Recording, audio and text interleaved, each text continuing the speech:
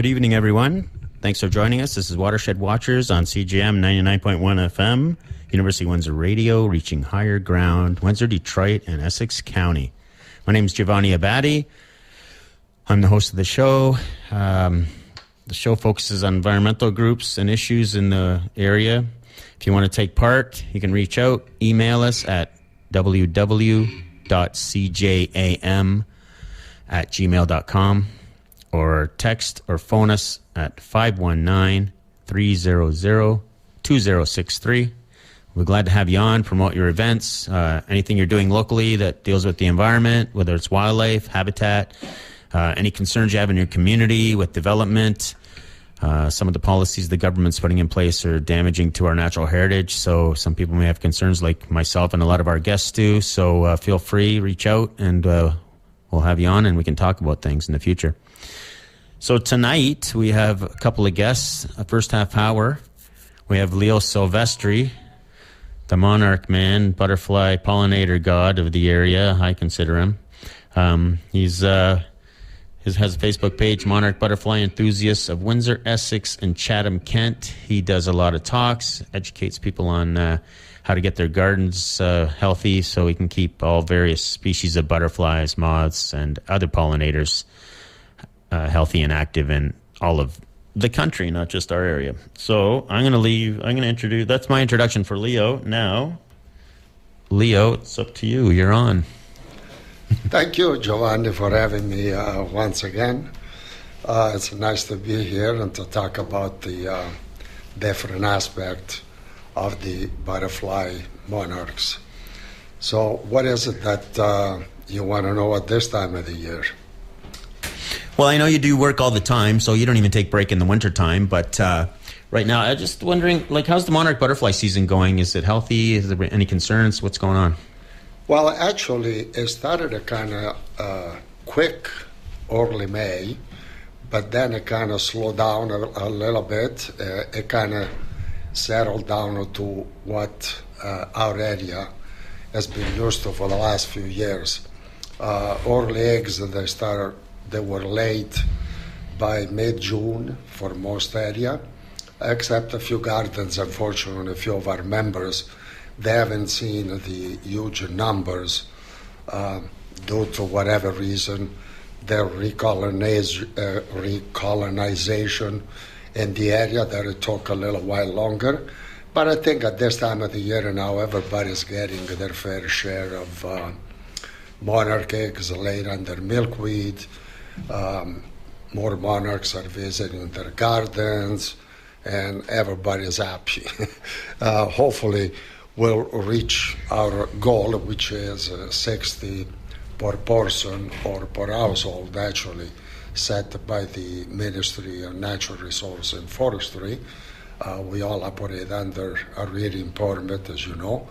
And for the most part, for some people that haven't been so lucky and seeing that many in their garden, we're kind of compensating by offering them eggs and small caterpillars so that, they can enjoy their life cycle.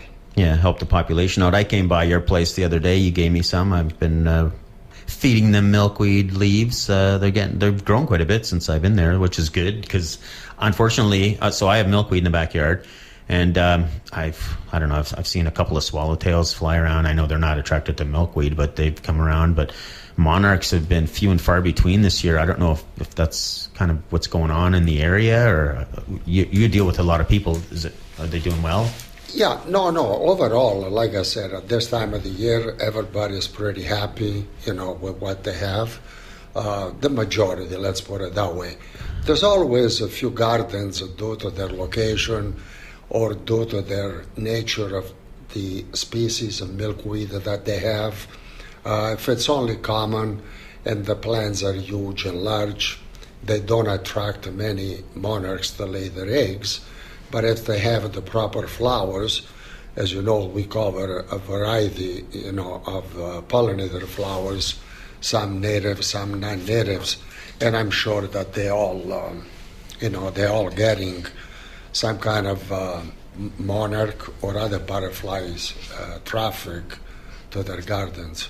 Right. Yeah, we're going to get to that a little bit later too. The species of plants and things that might attract some wildlife. But as we're talking a bit about how everyone's doing locally, like myself, and I didn't find my garden doing very well, and others, obviously it's going to vary and all that sort of thing. So you do a program. You're involved. I know so your event's coming up too. August 20. What's the date?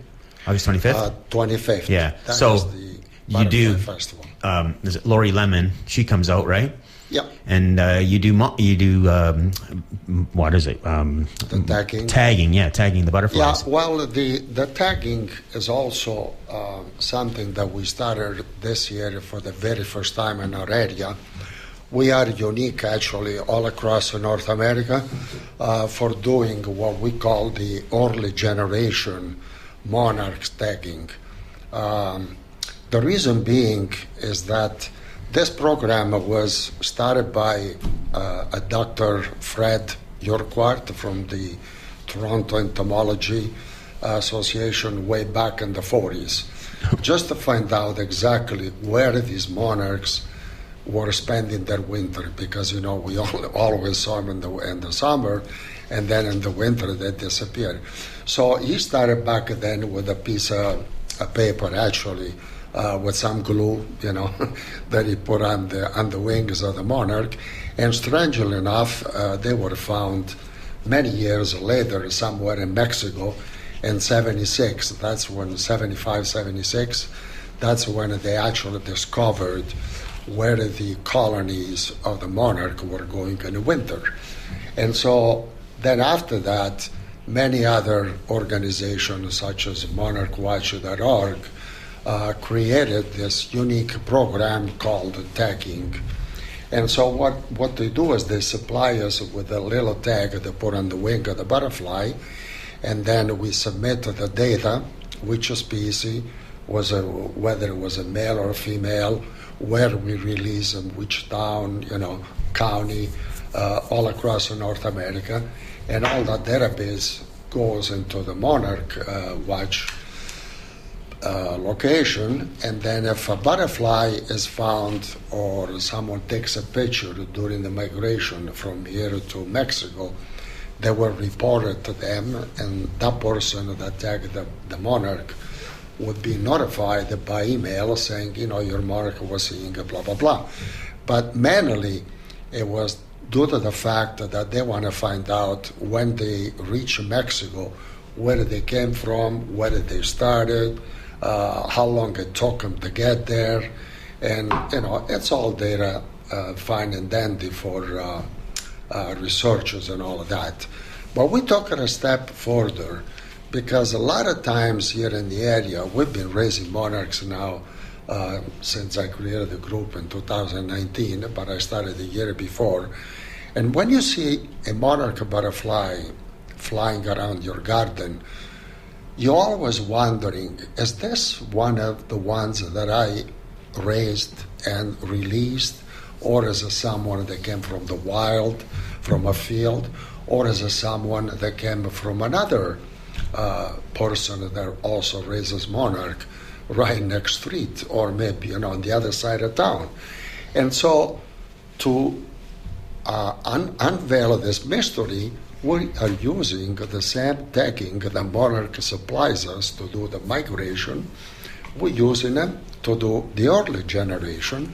So in other words, whoever raises monarch in our groups, well, we started later this year. I'm sure there's only about a dozen people.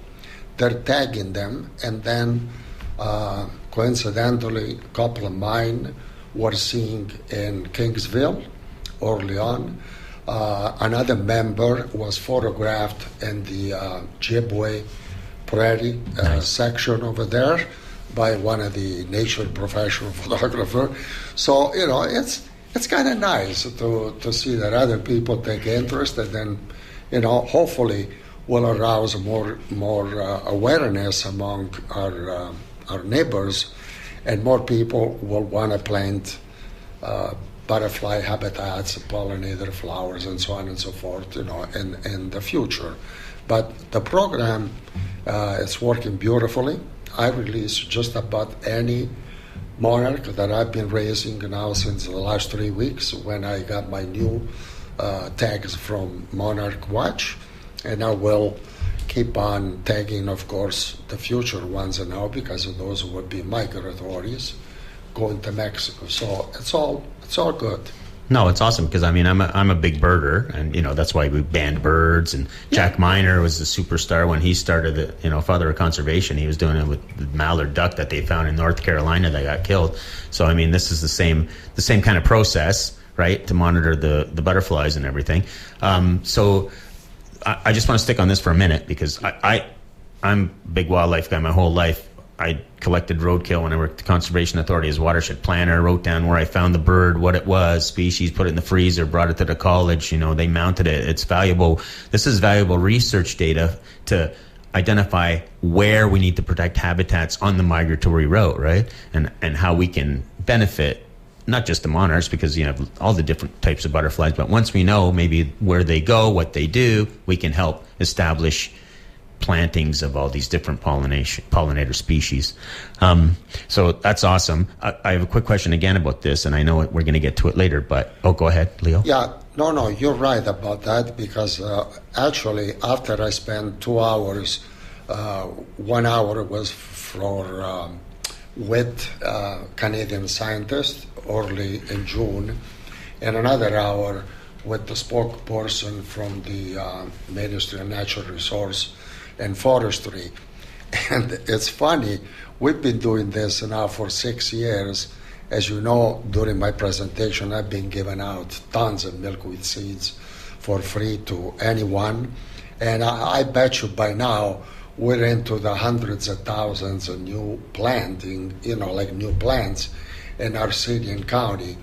And yet, when you look at the map of the iNaturalist or the Mission Monarchs out of Montreal, our Essex County doesn't exist because nobody report anything that we did, any activity, any butterflies or any birds or anything that we saw in our backyard, and that is a shame. I feel ashamed of myself for not having taken that much seriously 4 or 5 years ago. But rest assured that after I spoke with the, with the scientist, and he made me realize that, hey, if you put it on the map, we know then what is going on, and this is going to help us determine where certain flowers or certain plants or whatever are needed, and at the same time, it will give us a plus when it comes to someday whether they're going to list the monarch endangered or off hands, as they, some scientists are suggesting. And we always hope that, we'll provide them enough information to make sure that they leave us alone and really monarchs and doing the things that we've been doing, because it does help ultimately their population going south. Yeah, so you're talking about the status, kind of whether endangered or whatever. I heard that they were in rough shape, but a couple of years ago they were supposed to be really good. Do you know what the status is at this point? Well, it varies from year to year, but one thing is sure, according to the most expert and the big boys, let's call it that way, from the States, Monarch Watch, joint venture, and so on and so forth, they always tell us that regardless of the lower count down in Mexico in the winter, we will always see them coming back in the spring because they are resilient. They've been fighting Mother Nature, climate change, droughts, and everything else. Pesticides, insecticides. Yeah, for the last 20 years, okay? I know that sometime when we heard about in a city, they mowed down so much milkweed, or they spray with a helicopter to kill the mosquitoes, to kill this, to kill that. And then at the end, a lot of butterflies dies, a lot of bees, I'm sure, will die because of all that overspraying.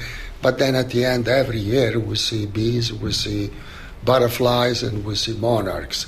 So I'm not really concerned about not seeing monarchs. What I'm concerned about, it's the same with every scientist out there in the monarch conservation, is that someday the population could shrink to the point where only half of the people that are seeing monarchs at their gardens will see in the future. That's the only concern we have. But there's no way that the monarch butterfly will ever disappear. It just doesn't exist. I don't know. You're pretty hopeful there. I look at it differently. I mean, you look at it's up to governments with legislation, and if Mexico's not protecting that habitat, and we start cutting down in Point Pelee or developing all these areas that are right habitat. Now, good thing though, the education like you're doing is providing education to people like myself. So I didn't have milkweed in my yard before, or wasn't worried about flowers and this sort of thing. But meeting you and listening to your discussions and education, I've learned that, oh, geez, maybe I should put this here, because even if, it's helping all sorts of basically pollinators, right? So yeah, my fear, I've seen too much of this with bird species and all sorts of species. The decline happens, and unless we preserve the habitats, butterflies. Monarchs are pretty delicate, and they go a long distance. I get it; they're resilient, and they're very resilient. But if they don't have any food, they're not going to survive, right? Or place. That's true. But we're all doing our part. I mean, there's big organizations all across North America that are promoting habitats. Millions of new stems of milkweed plants are planted every year. Are donated to non-profitable organization as well, But going back to our own county here, our own city and the two counties, what we've done basically, we set an example to many others. And I've been, told by many other people in the States that they never heard of a place, a city or a county, a group on Facebook where you have 2,900 people all working together doing the same thing. See, this is what makes the difference that people unfortunately don't see on Facebook, because they're joining a group that it's based, let's say, the person that started it is based in New York, and he's across the Midwest, that member. And they cannot do anything together rather than writing, calling, this and that.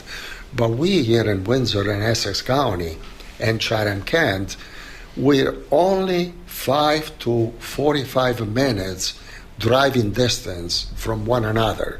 So we share information, we share milkweed. You come over my house, you pick up some caterpillars, another person comes in, drops off some eggs because he's going on vacation. That cannot happen in these other Facebook groups where people live thousands of miles away. You know what I mean? No, yeah. And then the other thing... That's because of your dedication, though, right? No, it's not only that. I think it is. No, it is because our people are special. Windsor and Essex County has been named many times when it comes to open up their heart for a cause, whether it's a donation for a charitable organization or somebody, in needs of something, extra help. People just open up their hearts. And this is what made us different over and above the fact that we all plant milkweed, we all plant the rich nectar flowers that these creatures like, together with pollinators. But then we took it a step further, and we home, raised, and release some of these butterflies. That's right. That's what I'm doing because of you. Yeah, no, but other people, though, on Facebook groups that live 1,000 miles away cannot see that potential. See, only when you have that many people in an area doing the same thing, it's like when I release 5 or 10 of my butterflies, they will fly around our city. Who knows where they're going to end up, laying eggs in a week or two. And so are the other members that are doing the same. So these butterflies are visiting everybody's gardens whatever they find what they're looking for, whether it's milkweed to lay eggs or whether it's a nectar flower to feed. It's a team effort. Takes a village. Takes a village. Yeah, exactly. Well, you know the words. Yeah, no, you're right though. But this, the monarch is a big important species in our area with with Point Peely. It's a big migratory route, so it's great. And the efforts that everyone's doing locally through Windsor, Essex, and all over really Michigan, and it expands greater. But to me and myself, it's only been recently that through you and other people like yourself educated me on it, because I didn't even know how to do it, how to raise them. And now I'm raising the caterpillars. I've done it a few times now. I have friends that do it, right? It's a big network all around, and it's great. Yep. So I appreciate that, and that, it's great for the species. Related, so we're going to move a little bit from the monitoring part now, because iNaturalist, folks, if anybody is interested in helping nature, there's an app called iNaturalist. You can put it on your phone, put it on your laptop, and every nation in the world has it. So there's iNaturalist.ca for Canada, iNaturalist.uk.it for Italy. And you take photos of plants and wildlife, and you submit them at this site, and it's site specific. So if you take a picture at the university of a certain species, you can post it to that location. So anywhere in all of the world, there's like millions of sightings, hundreds of thousands of people that take part, scientists, just residents, everyone from experienced botanists and entomologists, people, to just your everyday person that just does it for fun as a hobby. But it's a valuable resource and data, because we can identify where these species are, birds, butterflies, whatever it is.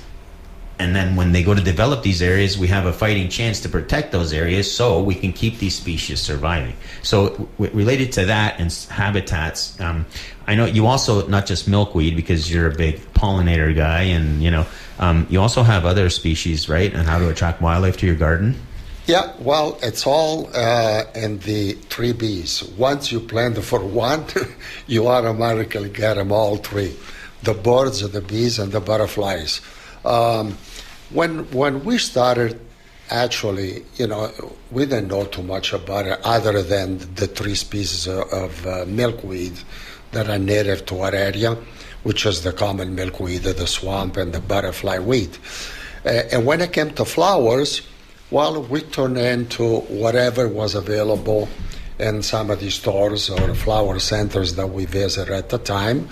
So we started out with the usual butterfly bush, some anise, hop, and coneflower, zinnia, salvia. And then later we discovered that a Mexican sunflower was a good fit for us, because we don't have, as you know, a real garden. We put everything in pots and containers on top of our driveway and our backyard, cemented backyard. And I can only plant what I know now. It will grow and it will stay, half a decent, at least up to the end of August, mid-September. Then we understood about the goldenrods, the asters, and and all the rest. But basically, we work out a formula with 6 flowers, and even now, other than a couple extra ones that I'm growing many times that I've been given by some of the other horticultural group members when we have these plants. Yeah, because you go around and do talks at all these places. Yeah. And then they always say, Leo, you got to have this. This will attract such and such, or that will attract. But I said, listen, I don't have the room. Yeah, your driveway isn't really a driveway. It's more like a wetland. Yeah. It's like a jungle right now. Yeah, that's right. A lot of flowers. But anyways, you try and experiment what works best in each conditions. Depends on where you are located, whether it's, based on your grounds. In my case, it's based on whatever can grow in pots and containers. And I'm pretty happy because with the 6 plus a couple more that we had later, I'm seeing hundreds of different monarchs, other butterflies, bumblebees, bees, and only twice this year I caught a hummingbird. Oh, nice. But then again, those guys are fast, and I'm not always there, ready with a camera. I was just lucky to be there a couple of times. One time I only saw him, another time I actually took a little movie out of him, Is this the first year he's been around that you've noticed? No, I've seen him before, and I was told by my neighbor one year when we planted the bee balm for the very first time. I didn't know, what it was actually, but hey, you read about it, it will attract the bees and hummingbirds. So, and my neighbor says, you have a hummingbird going in and out from your driveway to the backyard. So he says, I'm curious to know what kind of flowers you have. I said, hey, come on over and take a look. I don't know where he's going, Well, they're attracted to like red and purple. Yeah. No, but it has to be a type of flower where he can inject the nectar. his tongue. Yeah. So related to that, because I know that you have the garden also on Via Italia. Your what's the garden called? Heritage Village? Heritage. It's called the Heritage Garden. It's on Erie Street. We call it Via Italia Heritage Garden. But, right by Langlois? Between Langlois and Marion. And on Sunday, 25th of August, we're going to have our fourth annual Butterfly Festival. We will release butterflies usually around 12:30 and then at 2:30 or close to it. And hopefully many other members will have enough, Monarch to bring to be tagged and released that day for the joy of the kids. And, we have a face painting and all kinds of stuff. Yeah, so there's artisans selling Monarch artwork and different products. And yes. Shirts arts and craft. Rotary clubs there selling seeds. A friend of mine, Andrew, who's here, going to be our guest after. Giving out seeds. Nobody sells seeds. Giving out seeds. Yes, not selling. But they can make donations to the Rotary Club or yourself to keep this going, right? If they want to. Yeah. But we try to get everybody's going in the right direction so that they can attract their own pollinators in their backyard. Yeah, so I've been going to the event, so I don't know, maybe every year, I can't remember. But what time's the event at again? So it's the 25th, correct? It starts at 12 to 4. Sunday the 25th, and we all going to be there. I know that they're going to do some advertising. The BIA, the Erie Street, the BIA usually does some advertising. But in case, you don't hear it in the regular media, visit the social media, and I'm sure everybody will tell you more about it. Yeah, on Facebook you can go to Monarch Butterfly Enthusiasts of Windsor, Essex, and Chatham-Kent County. And the great thing is the release. You tag them. It's great because the kids get to release them, right? You put them in the kids' hands and they watch them. The expression on the kids, and myself, the adults are like, it's just great, right? Because it's just letting it go and freedom it's beautiful. It's a beautiful event, and it puts a smile on kids of all ages' faces. There you go. Yes, kids of all ages, for sure. So, is there? How would you like? Do you want anybody to get a hold of you, or just go through the Facebook page? Either through the Facebook page, or they can always call me, 519-977-3639, for any information. We're located at 1158 Erie Street East. Our cemented garden is always open for anybody to stop by. And in closing, I would like to thank all our group members for the great job they've been doing since we started this thing in 2019. And a special thank you to Motor City Community Credit Union for having sponsored our newest MONA, the Butterfly program this year. So this is where we invite anybody in the community just to raise 2 to 5 little caterpillars. We've been giving them away with the food to feed them until they can release their own butterflies, and it's been a great success. Hopefully, in the next years, it will even get more people involved, in doing this. Okay, Leo. Thank you, Leo Silvestri. Here talking about the Monarch butterflies. We're going to go to break now. Thank you.